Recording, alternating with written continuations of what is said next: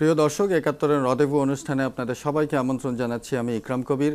আমাদের এই অনুষ্ঠানে আমরা প্রতিদিন দেশ বিদেশের অর্থনীতি, ব্যবসা বাণিজ্য, কর্পোরেট সেক্টর এই সব বিষয়গুলো নিয়ে একজন অতিথির সঙ্গে আমরা আলাপ করি। আজকে আমরা বাংলাদেশের বিদ্যুৎ খাত নিয়ে আলাপ করার একটা সুযোগ পেয়েছি এবং সে কারণে আজকে স্টুডিওতে এসে দর্শকদের এবং আমাদের সময় দিচ্ছেন গ্রিন পাওয়ার লিমিটেডের managing director mister Sheikh Ehsanul Habib.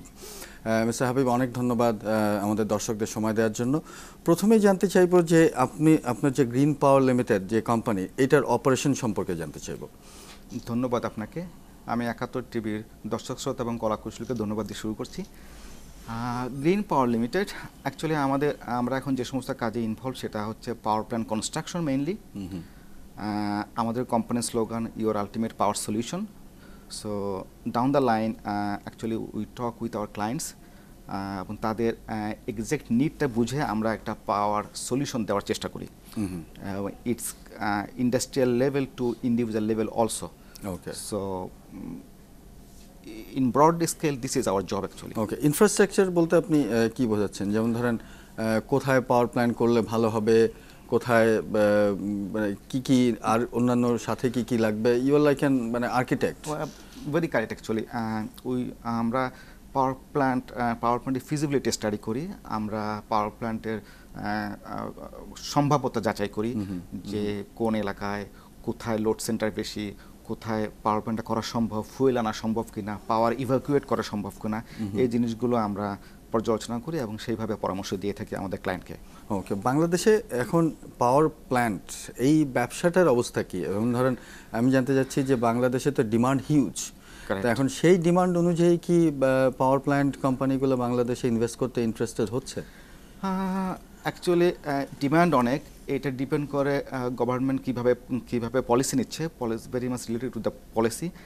Power plant করার মতো উদ্যোক্তা অনেক, কিন্তু অনেক ক্ষেত্রে অনেক উদ্যোক্তা পলিসির কারণে পিছিয়ে যেতে পারে। যেমন যদি কোথাও যদি কোনো রকম পাওয়ার প্ল্যান্টের সম্ভাব্যতা যাচাইয়ের প্রশ্ন আসে, তার ফিজিবিলিটি স্টাডির প্রশ্ন আসে, সেই ক্ষেত্রে অনেক উদ্যোক্তা সরকারের নীতির কারণে পিছিয়ে যেতে পারে। যেমন তাকে কম্পিটিটিভ বিড করে নিতে হবে, যেখানে দেখা যায় যে আমাদের দেশে উদ্যোক্তা অনেক কিন্তু পাওয়ার প্ল্যান্ট করার মতো এক্সপিরিয়েন্সড কোম্পানির অভাব আছে। যার কারণে কোনো নন এক্সপিরিয়েন্সড কোম্পানি যখন সম্পূর্ণ পাওয়ার প্ল্যান্টের ব্যাপারটা উপলব্ধি না করে বিড করে, হয়তো সে একটা রং ট্যারিফ দিয়ে ফেলে। তখন গভর্নমেন্ট যেহেতু রং ট্যারিফ, লোয়েস্ট ট্যারিফ হয়ে গেলে গভর্নমেন্ট তাদের নীতিগত কারণে তাকে পাওয়ার প্ল্যান্টটা ওই প্রজেক্টটা দিতে বাধ্য হয়। At the end of the day সে যখন আরও ডিপে ঢোকে, যখন এই প্রজেক্টটা পায় গভর্নমেন্টের কাছ থেকে, ঢুকে দেখে যে এই প্রজেক্টের এই ট্যারিফে এটা আর ফিজিবল হচ্ছে না, সে কোথাও থেকে অর্থ জোগাড় করতে পারতেছে না এবং আলটিমেটলি সরকারও লুজার হচ্ছে, সে নিজেও লুজার হচ্ছে, দেশ লুজার হচ্ছে। সেই ক্ষেত্রে নীতির যদি পরিবর্তন করা যায়, যেমন আমরা অনেক পাওয়ার প্ল্যান্টের টেন্ডার দেখেছি, আইপিপি টেন্ডার দেখেছি, রেন্টাল পাওয়ার প্ল্যান্ট টেন্ডার দেখেছি। টেন্ডারে যদি 10টা কোম্পানিকে অ্যাওয়ার্ড করা হয়, দেখা যায় যে হয়তো 5টা কোম্পানি 7টা কোম্পানি হয়তো সাকসেসফুলি পাওয়ার প্ল্যান্ট প্রজেক্টগুলো শেষ করতে পেরেছে, আর 50% বা 40% পারে নাই। এর কারণ হচ্ছে নীতি। এবং এই নীতির জায়গাটা যদি গভর্নমেন্ট আরেকটু যদি ওপেন করে দিতে পারতেছে, লাইক আপনি আজকে একটা টেক্সটাইল ইন্ডাস্ট্রি করবেন, আপনি গভর্নমেন্ট কাছে ট্রেড লাইসেন্স, অন্যান্য লাইসেন্স করে আপনি টেক্সটাইল ইন্ডাস্ট্রি করতে পারেন এবং আপনি আপনার পণ্য আপনার ইচ্ছা মতো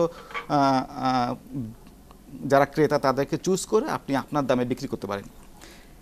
যদি পাওয়ার প্ল্যান্টটাকেও যদি এই লেভেলে গভর্নমেন্ট চিন্তা করতে নিয়ে যেত, যেটাকে বলে হচ্ছে মার্চেন্ট পাওয়ার প্ল্যান্ট অথবা কমার্শিয়াল পাওয়ার প্ল্যান্ট, আমি পাওয়ার প্ল্যান্ট করব, গভর্নমেন্ট শুধু আমাকে একটা জিনিস দেবে, open access to the grid. আমি যাতে গ্রিডে পাওয়ারটা দিতে পারি। লাইক আপনি একটা গাড়ি কিনলে, গাড়ি যেমন রুট পারমিট দরকার হয় রাস্তা চালানোর জন্য, ওরকম একটা যদি পারমিটটা আমাকে দিয়ে দেয়, open access facilities to the grid, তাহলে আমি আমার পাওয়ার প্ল্যান্ট আমি আমার মতো ফিজিবিলিটি স্টাডি করে আমার সমস্ত দায়িত্ব নিয়ে আমি করব। আমি পাওয়ারটা গ্রিডে দিব, আমি আমার মতো ক্রেতা খুঁজে নেব। আমার ক্রেতা আমি যখন গ্রিডে দিয়ে দেবো, তখন কিন্তু বাংলাদেশের সবাই আমার ক্রেতা। হ্যাঁ, এইটা তো বাংলাদেশে হচ্ছে না। বাংলাদেশে যারা পাওয়ার জেনারেট করছে তারা সরকারকে দিচ্ছে, সরকার বিক্রি করছে। এক্স্যাক্টলি, শুধুমাত্র সরকারকে। এটা যদি আমার উপর ছেড়ে দিত যে আমি আমার ক্রেতা ঠিক করব, আমি আমার ক্রেতার কাছে আমার সাথে নেগোসিয়েটেড দামে বিক্রি করব, তাহলে হতো কি গভর্নমেন্টের ভর্তুকিও দিতে হতো না। আজকে আপনার ইন্ডাস্ট্রি চিটাগাংয়ে আছে, আপনার 5 মেগাওয়াট পাওয়ার দরকার, আমার ঢাকায় একটা 50 মেগাওয়াটের প্ল্যান্ট আছে, আমি আপনার সাথে বাইলেটারাল এগ্রিমেন্ট করে আমি কিন্তু গ্রিডের মাধ্যমে আপনার কাছে চিটাগাংয়ে পাওয়ার বিক্রি করতে পারতেছি অ্যাট আওয়ার এগ্রিড প্রাইস। এবং সরকারকেও ট্যাক্স দিচ্ছে, সরকারকে ট্যাক্স দিচ্ছি এবং সরকার ভর্তুকি দিতে হচ্ছে না। সবচেয়ে বড় কথা, সরকার আমার কাছ থেকে এখন বেশি দামে কিনে নিয়ে আপনাকে পাওয়ার দিচ্ছে কম দামে এবং ভর্তুকি দিচ্ছে জনগণের ট্যাক্সের পয়সায়, কিন্তু আপনাকে কম দামে পাওয়ার দিচ্ছে। কিন্তু আপনার পাওয়ার দরকার, কিন্তু you have the capability to buy power at higher price. আপনি তো এই সেক্টরে আছেন, তো সরকারের কি এই ধরনের প্রক্রিয়ায় আসার কোনো ইচ্ছা আছে অদূর ভবিষ্যতে? অ্যাকচুয়ালি সরকারের যারা নীতিগত সিদ্ধান্ত নিয়ে থাকে তারাও অনবরত পরিবর্তনশীল। আজকে একজনের সাথে যদি আমরা কথা বলি যিনি এই নীতি নিতে পারেন, দেখা যাচ্ছে যে 6 মাস 1 বছর পরে উনি আর ওই পদে নাই, উনি ট্রান্সফার হয়ে যাচ্ছেন পরিবর্তন, যার কারণে এই নীতিগুলোর একটা কন্টিনিউটি থাকছে না। আমরা ডিসকাস করি অনেক সময় অনেক ফোরামে, বাট এটার আমরা কোনো কন্টিনিউশন পাই না। মিস্টার হাবিব, আমরা ছোট্ট একটি বিরতিতে যাব, বিরতির পরে আবারও এই আলোচনায় ফিরব। প্রিয় দর্শক, দেখছেন ৭১-এর রদেভু। আমরা কথা বলছি মিস্টার এহসানুল হাবিবের সাথে বাংলাদেশের বিদ্যুৎ খাত নিয়ে। আমরা ছোট্ট একটি বিরতিতে যাচ্ছি, আমাদের সাথেই থাকুন।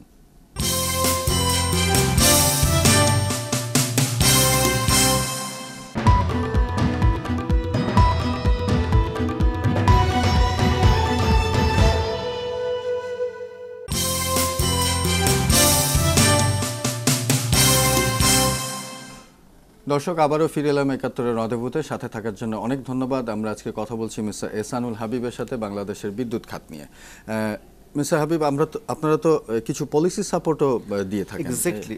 অ্যাকচুয়ালি আমরা সব জায়গায় সব ফোরামে পাওয়ার প্ল্যান্ট নিয়ে কথা বলতে দেখি, কিন্তু শুধুমাত্র পাওয়ার প্ল্যান্ট করে ফেললেই যে আমাদের সমস্যার সমাধান হয়ে গেল তা না। এটা তো একটা ট্রান্সমিশনের ব্যাপার আছে, এটা একটা ডিস্ট্রিবিউশনের ব্যাপার আছে, সেই খাতটাও কিন্তু অত্যন্ত গুরুত্বপূর্ণ এবং এবং এবং অপরিহার্য। সো অ্যাকচুয়ালি শুধু একটা এফিশিয়েন্ট পাওয়ার প্ল্যান্ট করলেই যে আমরা কম দামে বিদ্যুৎ পেতে পারি তা না। একটা এফিশিয়েন্ট ট্রান্সমিশন সিস্টেম, যেটাকে বলে smart grid system, smart solution, end to end solution, smart meter, যে মিটার বলে দিবে যে আমার কখন কত কনজামশন হচ্ছে, আমার কখন কত টাকা খরচ হচ্ছে, এটা যদি বলে দিতে পারে, আমিও কনশাস থাকি অ্যাজ এ ইউজার্স, গভর্নমেন্টও বুঝতে পারে যে তার কখন কতটা ডিমান্ড আসতেছে। সেজন্য আমাদের স্মার্ট গ্রিড সিস্টেম দরকার until the end of the meter with smart meters. তো এই গ্রিডের ব্যাপারটি কি চিন্তা না করেই আমরা পাওয়ার প্ল্যান্টে চলে যাচ্ছি? চিন্তা যে একেবারে করছি সেটা বলবো না, তবে প্রয়োজনীয় তুলনায় অনেক কম করছি। আমাদের আরও বেশি চিন্তা করা উচিত গ্রিড সিস্টেম নিয়ে, ট্রান্সমিশন লাইন নিয়ে, স্মার্ট কতটা স্মার্ট করা যায়। স্মার্টনেসের শেষ নাই, ইটস এন্ডলেস, বাট যতটুকু এফিশিয়েন্ট এবং স্মার্ট করা যায়, যেটাতে কমিউনিকেশন হতে পারে বিদ্যুৎ কেন্দ্রের সাথে গ্রিডের এবং কনজিউমার যারা আছে। এখানে একটা ভালো প্রসঙ্গ মনে এলো, সেটি হলো যে ট্রান্সমিশন লাইনটা তো আমি যখন বিদ্যুৎ আমদানির কথা চিন্তা করছি, ভারত থেকে আমদানি করার কথা অনেকবার বলা হয়েছে, তো সেই ক্ষেত্রেও তো আমার একটা বড় ট্রান্সমিশন লাইন দরকার হবে। তো সেটা মানে ওইটা কিভাবে করব? এক্স্যাক্টলি, এটা ভারত থেকে যখন আমরা বিদ্যুৎ আমদানি করছি তখন আমাদের যে নেসেসারি ইনফ্রাস্ট্রাকচার দরকার ছিল, যেই পয়েন্ট থেকে আমরা বিদ্যুৎটা নিচ্ছি সেই পয়েন্টে কিছু ইনফ্রাস্ট্রাকচার দরকার ছিল, সেটা গভর্নমেন্ট করেছে। তবে শুধুমাত্র পাওয়ার প্ল্যান্টের প্রাইভেটাইজেশন বলতে, শুধুমাত্র পাওয়ার সেক্টরের প্রাইভেটাইজেশন বলতে শুধুমাত্র পাওয়ার প্ল্যান্ট প্রাইভেটাইজেশনের মধ্যে সীমাবদ্ধ না, কিন্তু অ্যাকচুয়ালি আমরা কিন্তু ট্রান্সমিশন লাইনটাকেও প্রাইভেটাইজ করার স্কোপ আছে। বিভিন্ন দেশে প্রাইভেট ট্রান্সমিশন লাইন আছে যেখানে প্রাইভেট কোম্পানি, ইভেন গভর্নমেন্ট পাওয়ার প্ল্যান্টস ওনার্স, তারা হুইলিং চার্জ দিয়ে অন্যের কাছে বিদ্যুৎ বিক্রি করে। তো আমরা যদি আর একটু খোলা হই নীতিগতভাবে, তাহলে ট্রান্সমিশন লাইনও প্রাইভেটাইজেশন হতে পারে। এই সুযোগে আপনাকে আমাদের অল্টারনেটিভ এনার্জির প্রসঙ্গে একটু জিজ্ঞেস করি। যেমন সোলার পাওয়ার নিয়ে এখন অনেক কথাবার্তা হচ্ছে, কিন্তু সোলার পাওয়ার আসলে আমার ন্যাশনাল গ্রিডে ঢোকানোর জন্য কতখানি আমার বড় ইনফ্রাস্ট্রাকচার দরকার? স্মার্ট গ্রিডে ছোট ছোট মিনিয়েচার বিদ্যুৎ উৎপাদন সম্ভাবনা যেখানে আছে, সেখান থেকে স্মার্ট গ্রিডে বা গ্রিডে দেওয়ার জন্য যে সমস্ত টেকনোলজি দরকার, সেই সমস্ত টেকনোলজির ইনকর্পোরেট হলেই আমরা স্মার্ট গ্রিড বলতে পারি। যেখানে একটা বড় 300 মেগাওয়াট পাওয়ার প্ল্যান্ট আছে, গ্রিডে 300 মেগাওয়াট, সেখানে আমি একটা 1 মেগাওয়াট বা 1 কিলোওয়াটের যদি গ্রিডে যোগ করতে চাই, তাহলে অনেক রকম টেকনিক্যাল লিমিটেশনস আছে। এই লিমিটেশন ওভারকাম করার জন্য স্মার্ট গ্রিড সিস্টেম দরকার। এই স্মার্ট গ্রিড সিস্টেম হয় না বলেই হয়তো বা আমরা এই সমস্ত ছোট ছোট ডিসেন্ট্রালাইজড ওয়েতে বিদ্যুৎ উৎপাদন কেন্দ্র বা বিদ্যুৎ উৎপাদন টেকনোলজি বা কোনো টেকনোলজি সেট আপ করতে পারতেছি না। এটা কি অনেক এক্সপেন্সিভ স্মার্ট গ্রিড তৈরি করা? আসলে আমরা এটা ইউটিলিটির তুলনায় আমি বলবো না যে অত expensive, but definitely you need to pay something to get something more. Definitely. এখন যদি আসি আমাদের দেশে যে বিদ্যুতের ডিমান্ড, সেই ডিমান্ডটা ফুলফিল করার জন্য আমরা পারমাণবিক বিদ্যুৎ প্রকল্পের দিকে যাচ্ছি। তো এখন রাশিয়া এসে আমাদের এটিকে সাহায্য করবে, কিন্তু পারমাণবিক বিদ্যুতের পুরো ব্যাপারটা, ধরেন একটা প্ল্যান্ট হয়ে গেল, সেই প্ল্যান্টটার ম্যানেজমেন্টের আমাদের তো ওই এক্সপিরিয়েন্সটা নাই। রাশিয়ানরা আপনার শিখিয়ে দিয়ে চলে গেল, তারপরে ওইটার মানে আমাদেরকে একটা চিত্র আপনার কাছ থেকে চাচ্ছি। অ্যাকচুয়ালি পারমাণবিক বিদ্যুৎ কেন্দ্র ইন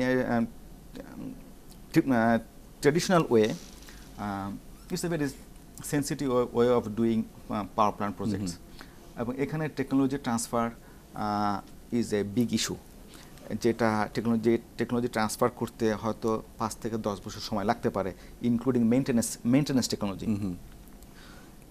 তো এত বড় বিদ্যুৎ কেন্দ্র যদি আমরা একটা জায়গায় কেন্দ্রীভূত করি 2000 মেগাওয়াট 1000 মেগাওয়াট, ওইখান থেকে বিদ্যুৎটা অন্য কোথাও ট্রান্সফার করার জন্য আমার বিগ ইনফ্রাস্ট্রাকচার দরকার, বিগ ট্রান্সমিশন লাইন দরকার। আমার জানা মতে এখন পৃথিবীর উন্নত দেশের লাইক জাপান, ইউএসএতে মিনি নিউক্লিয়ার পাওয়ার প্ল্যান্টও তৈরি হয়ে গেছে এবং কমার্শিয়ালাইজ হচ্ছে, যেখানে 25 থেকে 50 মেগাওয়াট এত ছোট আকারেও নিউক্লিয়ার পাওয়ার প্ল্যান্ট হতে পারে, যেটা কমপ্লিটলি সিল হারমেটিক, এটা কখনো খোলা হবে না, এটা একটা বক্সের মতো করে আসবে, ওইটাই মাটি গর্ত করে বসায় দেওয়া হবে, ওইটাই 15 বছর চলবে, এবং 15 বছর পর ওই ক্যাপসুলটা আবার আমেরিকারা নিয়ে যাবে বা জাপান নিয়ে যাবে। সো এই ধরনের টেকনোলজিও চলে আসছে। সুতরাং আমাদেরকে এখন প্রোগ্রেস করতে গেলে লিপ ফ্রগিং করতে হবে। আমরা যদি ক্রোনোলজিক্যালি যাই তাহলে সবকিছু অ্যাক্সেস করা সম্ভব না, এখন জাম্প করে যেতে হবে। 30 বছর আগে যা করা হয়েছে সেই জিনিস যদি আবার করি তাহলে অনেক সময় লেগে যাবে। তো এই আমার এই পুরো সেক্টরটার ফিউচারটা কি? আমরা এখন যতটা পাওয়ার জেনারেশন করতে পারছি, আগামী 5 বছরে কি আমরা আরো ডাবল করতে পারবো? আপনার কি মনে হয়? আমি খুব অপটিমিস্টিক এই রেসপেক্টে। এই গভর্নমেন্ট একটা নিদর্শন দিয়েছে আমি বলবো, গত 5 বছরে তারা যে পরিমাণ বিদ্যুৎ করেছে, বিদ্যুৎ উৎপাদন ক্ষমতা বাড়িয়েছে, সেটা নজিরবিহীন। তো সেই রেসপেক্টে I am hopeful, I am optimistic that আমাদের পক্ষে সম্ভব। তবে আমাদের চাহিদা, আমরা আজকে শুনেছি যে এই গভর্নমেন্ট তাদের সর্বোচ্চ উৎপাদন ক্ষমতা 10,000 মেগাওয়াটে পৌঁছেছে, কিন্তু শুনে অবাক হবেন এই মুহূর্তেও যদি আমাদের দেশে 20,000 মেগাওয়াট পাওয়ার প্রডিউস করার ক্ষমতা থাকতো, এটা এভাপোরেট হয়ে যেত। এটা সিস্টেমস লসের কারণে নট এটা আনইউজড কনজিউম হয়ে যেত ইমিডিয়েটলি। এটার জন্য আমাকে ডোর টু ডোর যেতে হতো না। Demand is like that.